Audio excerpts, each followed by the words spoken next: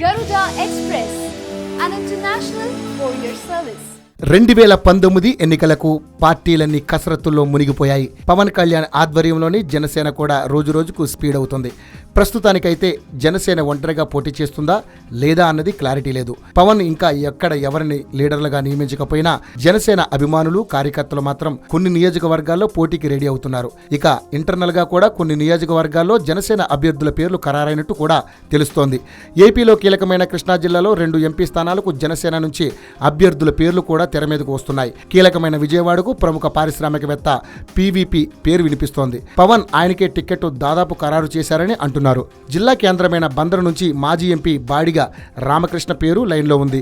బందరుకు బాడిగ పేరును జనసేన అభిమానులే డిసైడ్ చేసినట్లు తెలుస్తోంది. ఇక కాపు సామాజిక వర్గం బలంగా ఉన్న గోదావరి జిల్లాలోని కాకినాడ నుంచి పవన్ సోదరుడు నాగబాబు పోటీ చేస్తారని తెలుస్తోంది. ఇలా ఈ 3 లోక్సభ స్థానాలకు జనసేన క్యాండిడేట్లు ఖరారైనట్లు టాక్ వస్తుంది. మిగతా నియోజకవర్గాలకు వరుసగా అభ్యర్థులను ఇప్పుడే ఎంపిక చేయాలన్న ఆలోచనలో పవన్ ఉన్నట్లు టాక్.